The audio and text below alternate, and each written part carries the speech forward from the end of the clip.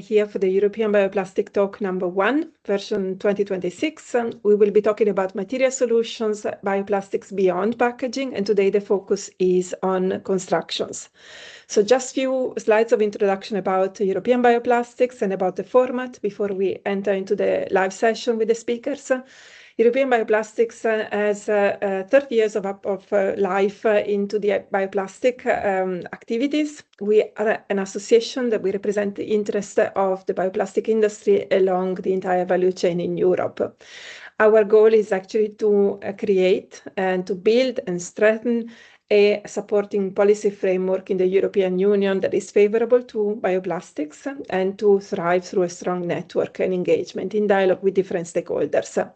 We have more than 80 members that are part of our network. We are a collector of companies and of research institutes, and we create a number of formats like this one that bring together the community working on bioplastics. Just a disclaimer, this format today is funded by the European Union, so it means that the views and the opinions are expressed in these sessions are those of the authors and not necessarily reflect the opinions and views of the European Union and of European bioplastics. So this is just like a small disclaimer for everybody to understand the framework of these kind of activities. The structure of the talk today, we have one moderator, that's me, and then we have two expert presentations. They are going to take around 30 minutes of your time. This will be recorded. We will have then a joint Q&A that will not be recorded. And this is where we wrap up a little bit the activities, and also we can ask a bit more freely questions about the expert talks. Dates for the activities in 2026. Today is the 18th of March, so this is our first talk. Then we will have two talks in April, one in May, one in June, and the last one in July, early July. Housekeeping rules, so I would just ask you to, let's say, put your microphones on a mute, switch your cameras off. We will be taking questions as I explained during the Q&A. You can also type the questions during the chat. But in any case, this is something that we will address after the expert talks, and we will share with you both presentations and recordings after the event. Few things about today. Today is a special session, not only because it's the opening, but because we are having this event under the framework of the Climate Action Days, and the framework that is provided also by the European Climate Pact. In addition, the talk is also related to the implementation of the new European Bauhaus. This is a policy initiative that makes green transition in built environments enjoyable, attractive, and convenient for all. So the NEB fosters the use and development of bio-based materials as a driver of the clean transition and innovation in Europe and beyond. A few words about the Climate Action Days and the European Climate Pact. The European Climate Pact is a movement of people and experts as well, each taking action to help build a more resilient Europe, climate neutral by 2050. And this specific session today is organized within the Climate Action Days. This is a series of events that is being sponsored by the European Commission to raise awareness, educate, and mobilize individuals and organizations toward sustainability and environmental protection. A few things about today. The speakers are Carlos Perez Monteiro and Nikos Athanasopoulos from CIRSE, the Biosmata project. They will be talking about redesigning the construction sector with specific examples from the Biosmata project that is focusing on functional bio-based construction products and building elements. Second speaker is going to be Ivana Dvorzic of Woodkey Plus, a research organization based in Austria, representing the Atrium project, and Ivana will be talking about the use of PHA hemp composites with flame retardant properties for green wall applications. Now I will leave the floor to Carlos, and we will start the talk. Thank you. Thank you very much, Chiara. So good morning, everyone. Well, it's a pleasure to join the first talk in this European Bioplastic series on material solutions beyond packaging, and especially to discuss the role of bioplastic in the construction sector. So just to give some context, when we talk about sustainability in construction, we usually think of energy efficiency, let's say better insulation, lower operational emissions, smarter buildings, but there is another side of the equation that is becoming increasingly important, which are the materials themselves. As you know, the construction sector is one of the largest consumers of raw materials globally and one of the largest sources of CO2 emissions. And every building that we construct represents not only a design decision, but also a material decision. And at the same time, we are entering a period where the bioeconomy is expanding rapidly, especially in Europe, offering new ways to produce materials from renewable resources. For many years, that's the reason of this talk, bioplastics were mainly associated with packaging solutions, but today we are seeing significant advances in bio-based polymers, composite foams that are capable of meeting the functional requirements required in the construction system. So this shift raises an important question, which is how can we transform biological resources, whether they come from agricultural residues, plant oils, natural fibers, into materials that are technically compatible and durable, safe with the current building practices. And this is precisely the challenge addressed by the Biosmatter project. So the key message is the construction sector must rethink materials to reduce the environmental impact. Just to give a brief introduction on the Biosmatter project, Biosmatter is a European research and innovation project funded by the CBE, the Circular Bio-Based Europe Joint Undertaking. And over the next 4 years, 22 partners from 10 different countries across Europe are working together to explore new pathways for these bio-based construction materials. As you can see here, we have all the partners. The overall objective of the project is to enable a sustainable and circular bio-based construction value chain in Europe, and more specifically, the project aims to develop new bio-based construction product with improved performance, lower environmental impact, and stronger circularity. So the project integrates several key principles, which are first, the development of, as I said, the bio-based materials and composites for construction products. Second, integration of safe and sustainable by design principles, ensuring that safety, environmental performance, and circularity are considered from the earliest design stages. And third, comprehensive performance validation, including mechanical, thermal, and acoustic and fire-resistant testing. And finally, the project aims to demonstrate these materials in real-world construction environments, bridging this gap that we have between the laboratory innovation and the practical application. So rather than focusing on a single material solution, the project investigates these 4 different technological routes, which we call in the project production routes, each one exploring a different strategy for transforming bio-based feedstocks into construction products. And today we will focus on production route D. I will give the floor later to my colleague Nikos, but just to give a little bit of context in the other 3 production routes. Production route A focuses on the development of bio-based core materials used in sandwich structures, suitable for applications such as flooring systems. And in the project, the aim is to develop these bio-based polymer systems that can function as the core material in these structures. And the route begins with the sourcing and extraction of bio-based oils from different feedstocks, such as spent coffee grounds, hemp, and sugar waste. Regarding production route B, instead of starting from oils, it focuses on agricultural residues, specifically wheat straw and rice straw. And in Biosmatter, these feedstocks are processed through fractionation techniques to isolate their main components, let's say cellulose, lignin, and hemicellulose, especially sealant. And the ultimate goal is to develop bio-based wall panels and flooring tiles. And last but not least, production route C focuses on the development of biocomposite panels, particularly for facade systems. And here the approach combines bio-based resin systems with natural fibers and bio-derived fillers. I will give the floor now to my colleague Nikos, which is the expert on production route D.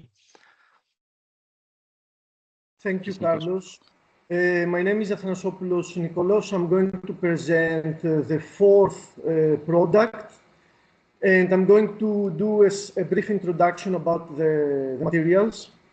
In the past, we developed a foam, a biodegradable foam that is based in collagens.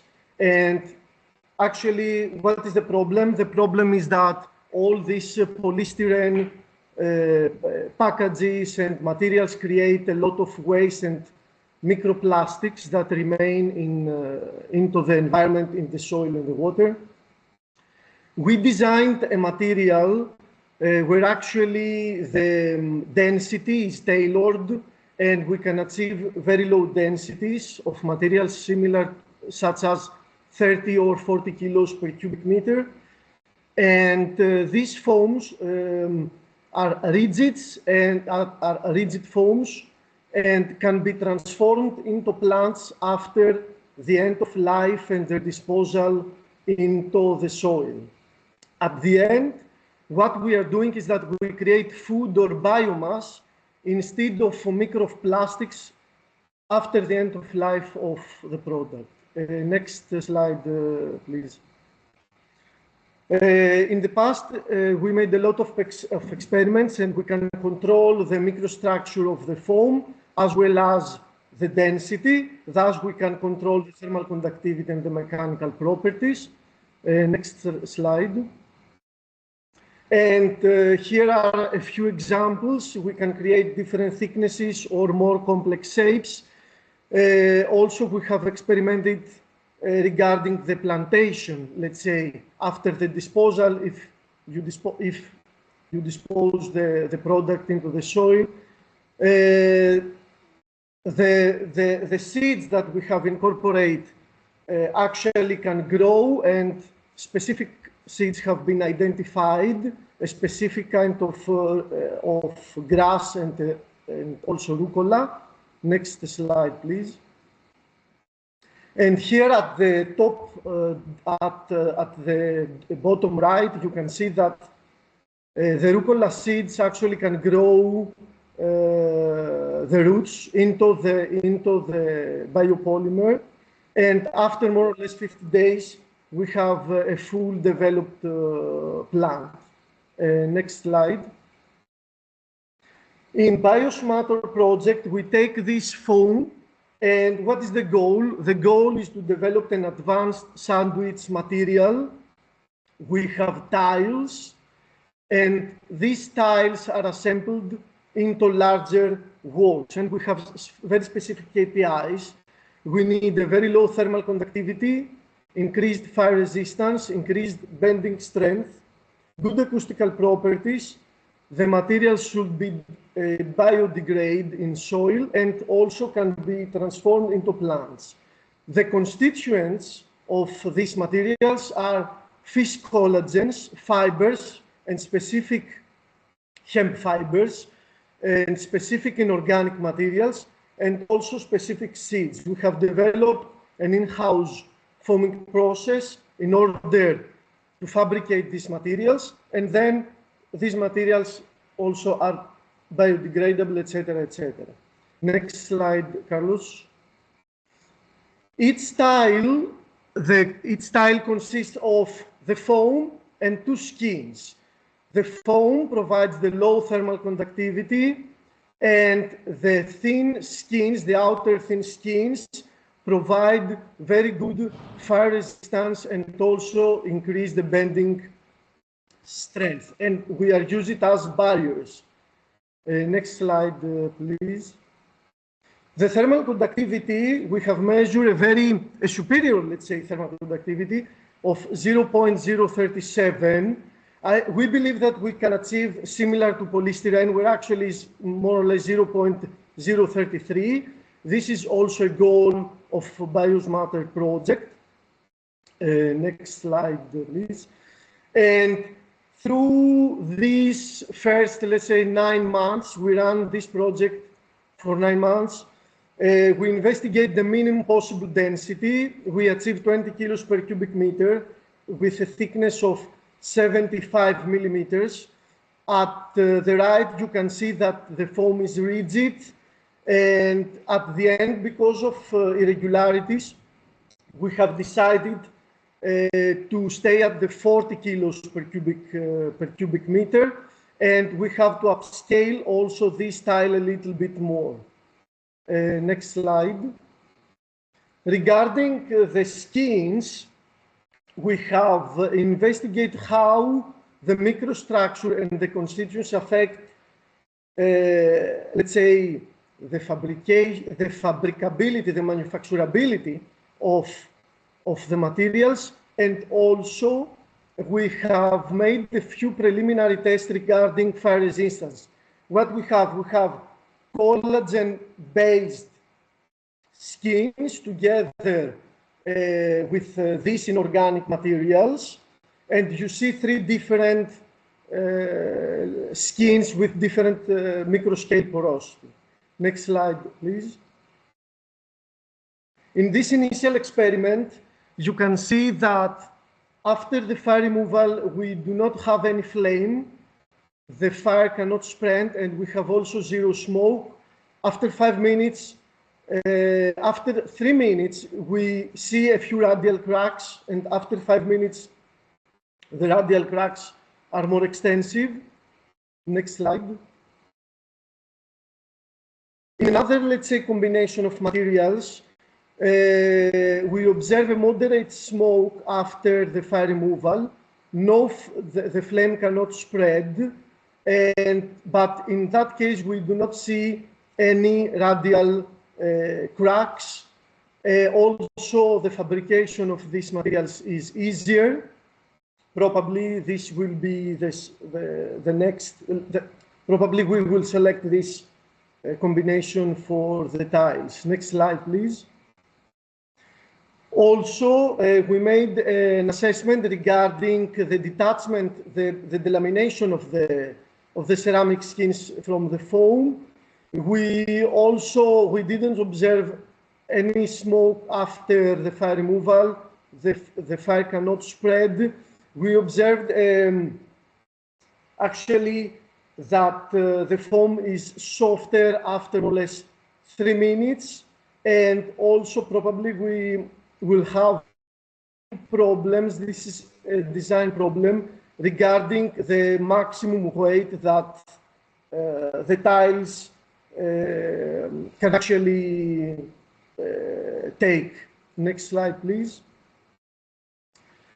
Conclusions regarding the first 9 months of this activity is that actually we assessed all the constituents regarding the feedstock, the sustainability, etc. We have also certifications regarding more or less all the constituents. We made the first upscale regarding the dimensions, where actually is very, very critical. The foams present a very low thermal conductivity and can be used as an insulation material. Preliminary investigation in fire response shows very promising results, minor smoke, no flame spread. The grow tiles will be designed for interior use. We want to achieve biodegradation in soil and the marine environment as fast as possible. And also the functionality of, let's say, the plantation of the materials should be active regarding the incorporation of the extra skins. Now we have to make final choices regarding the materials and to conduct an extensive, let's say, certified testing protocol and full characterization, and also to fabricate a wall 2 by 1 square meters for the final demonstrator. That's all from my side, and thank you. Thank you, Nikos. So I will now gradually move to Ivana. And Ivana, I'm putting you in the spotlight as well. Excellent. Should be visible to everybody. Perfect. And I will also mute the other speakers. Thank you, guys. Ivana, you can put your screen, your presentation up, and then we will start with K+. and specifically the work that you're doing on the green walls in the Atrium project. I will also put into the chat information about the Atrium project. So for the audience, just to let you know, we are taking the questions that you put into the chat in the joint Q&A.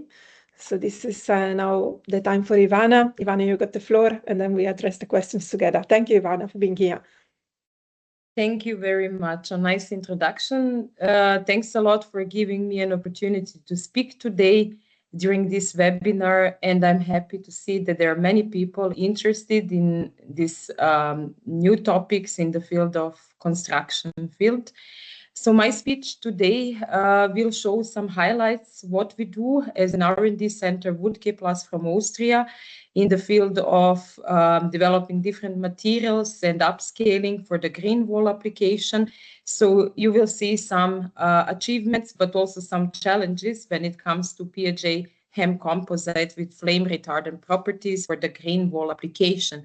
So before I go to the details of my achieved results within this project, this is just a short overview for everyone on the content.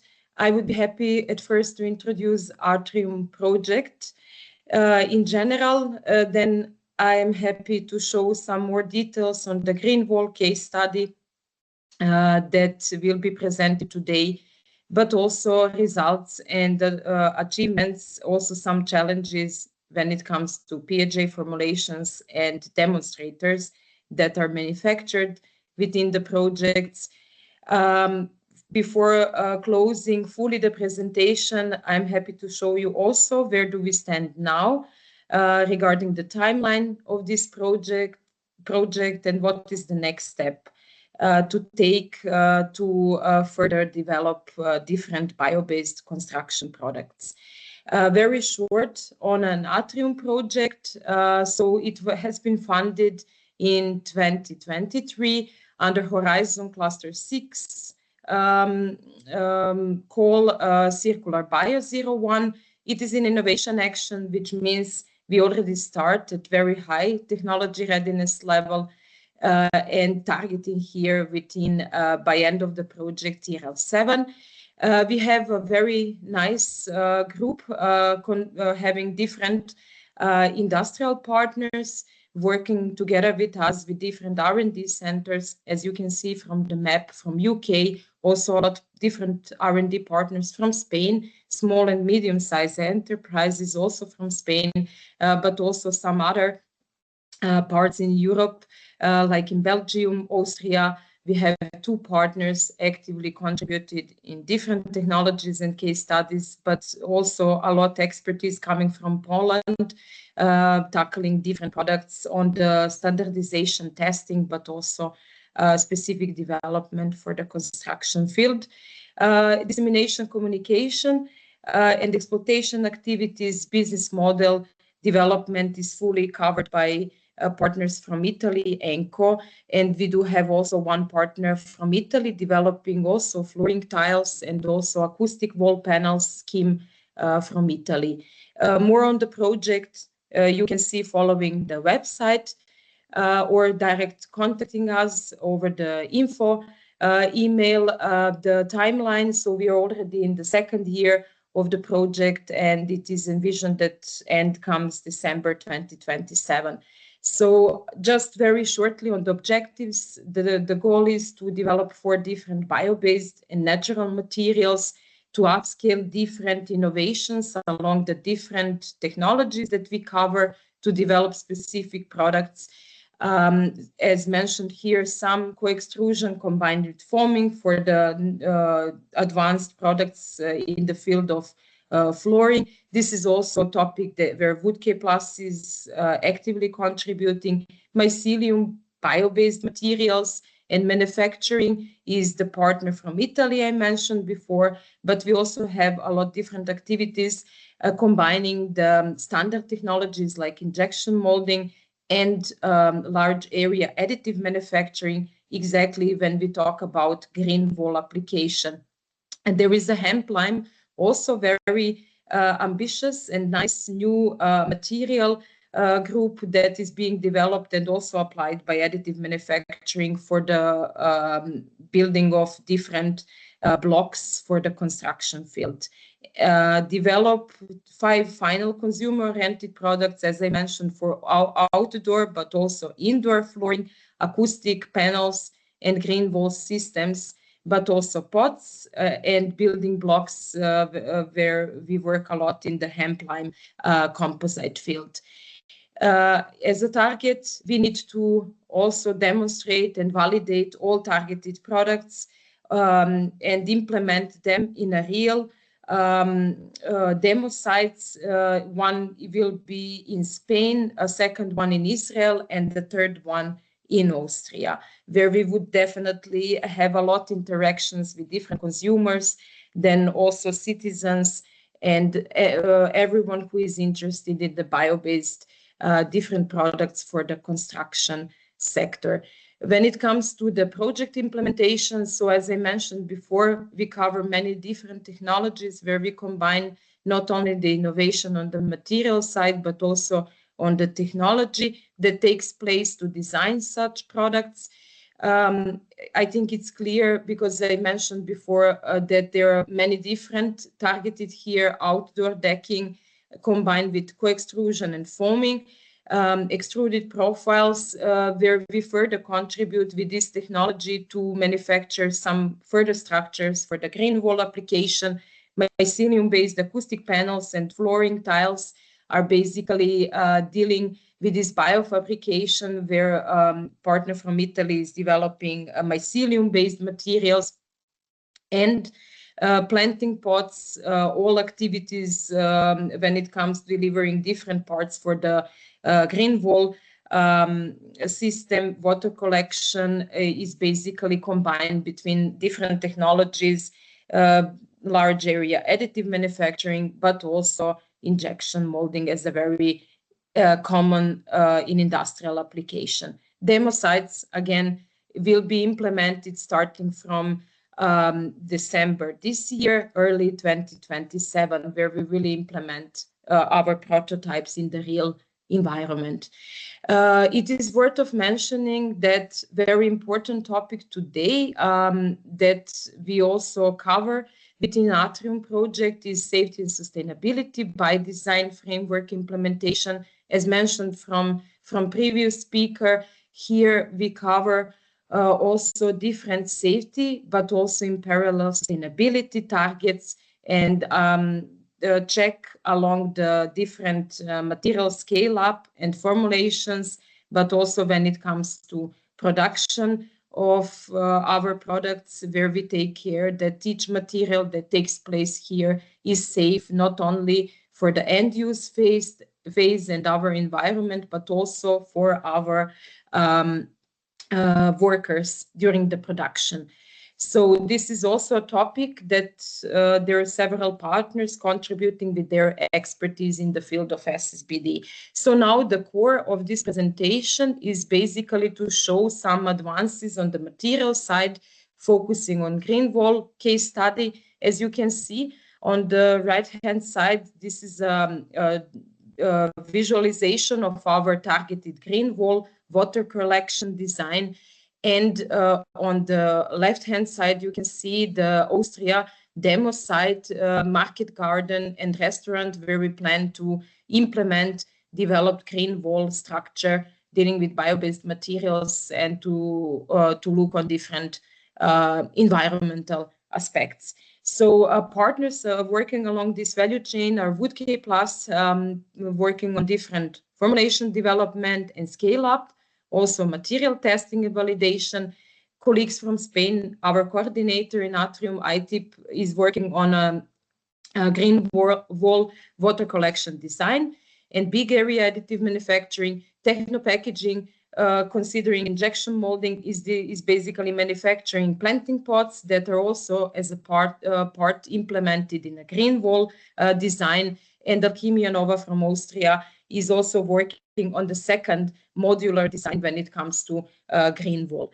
Now I would like to show you some results, how basically bioplastic PHA formulations being combined with different natural fillers like hemp fiber, but also soft wood fillers, arbocell, for example, C100 can really do the job when we look on the different key functionalities for the planting pots.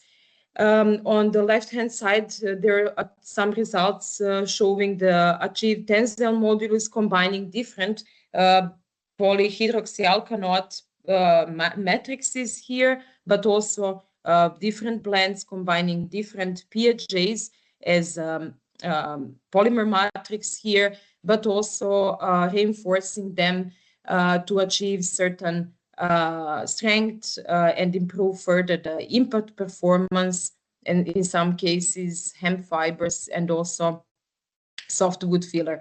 Comparing to our benchmark materials like very common in the field of planting pots, high density polyethylene, polypropylene compound and polybutylene succinate compound, we see here that definitely several prepared materials dealing with hemp fibers, but also with arbocell and PHA can definitely meet the targets on the tensile modulus, but also when we look in parallel on the tensile strength.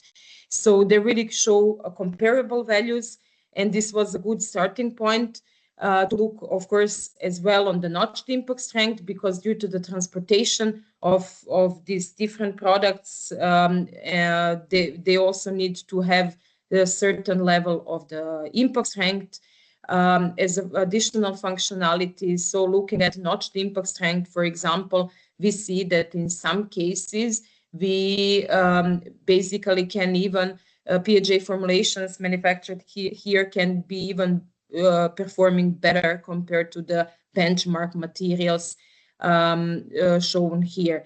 So talking about melt flow index, this is also the next step when we talk about PHA compounds. When we think on the industrial scale application, they indeed do have a very limited processing window, but fine-tuning the melt flow index and the flowability of such compounds, we were able to manufacture and to handle in a good way also the PHA manufacturing of planting pots on the industrial scale. So these are just some examples to show you that this is definitely possible.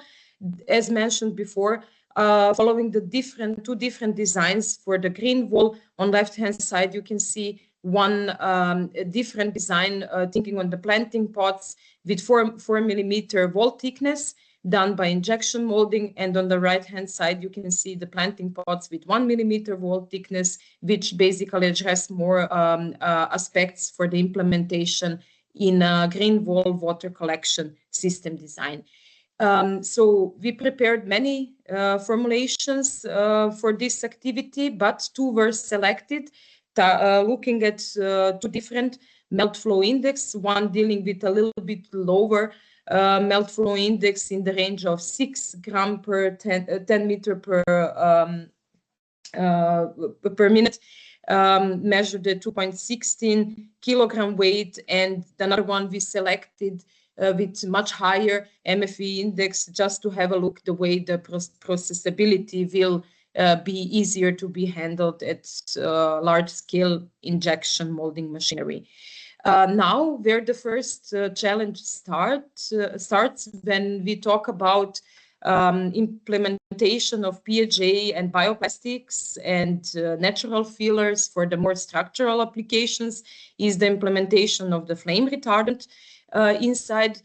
As mentioned before, we always need to look on industrial application of such compounds. So we again looked back on also not small scale. As you can see, we manufactured some plates that are needed to prepare the samples for the flame retardant tests, but in parallel, we also check how we can fine-tune the melt flow index again by implementing flame retardant, because again, dealing with the safety aspects today, we are using in this activity halogen-free flame retardant commercial product here from industry that is basically having indeed an impact on melt flow index as shown here, compared to the formulations not having flame retardant implemented. And we also observed slight impact on the mechanics that we tested also from the manufactured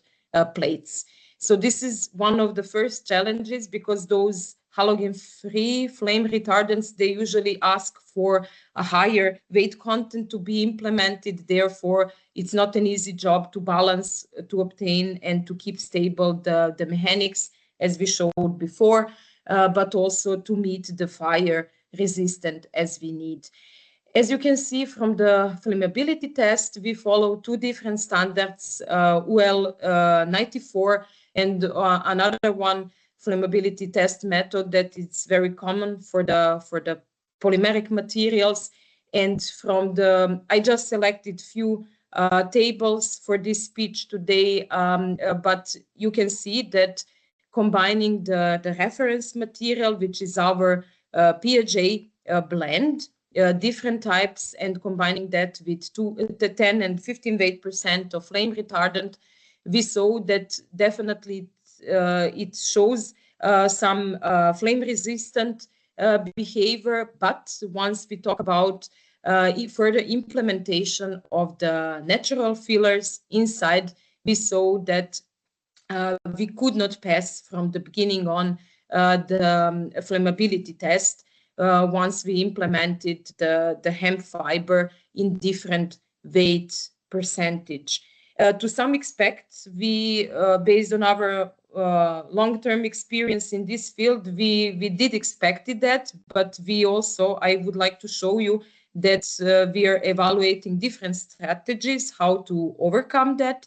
And as mentioned here, we are investigating that further in a more detailed way. So where do we stand now in this project? As shown from some achieved mechanics, definitely that the PHA compounds dealing with natural fillers can meet the desired key functionalities like mechanical portfolio needed for the planting pots for the green wall application. We also validated that such materials covering different technologies at industrial scale, it's possible. Definitely it's doable, but when it comes to the implementation of the halogen-free flame retardants, we still need some more work to do in that field. And as a next step, and one of a strategy that we are currently working on is using of lignin as a bio-based also material that will contribute being combined with halogen-free flame retardant to look at the synergy effect to improve further the flame behavior of those compounds. But in addition, looking at UV stabilization, because this is the next functionality that we would like to meet for this application. What we planned also as a very important step when we speak about the final implementation and demo sites, investigating the biodegradation we started as well of those compounds, and UV exposure, where we basically simulate following ISO standards in our xenon chambers to predict the way such compounds behave once exposed to the UV light. And early 2027, last quarter 2026, we expect, as shown here, that we will implement those planting pots and green wall structure for the final demo site validation, considering real environment. That is all.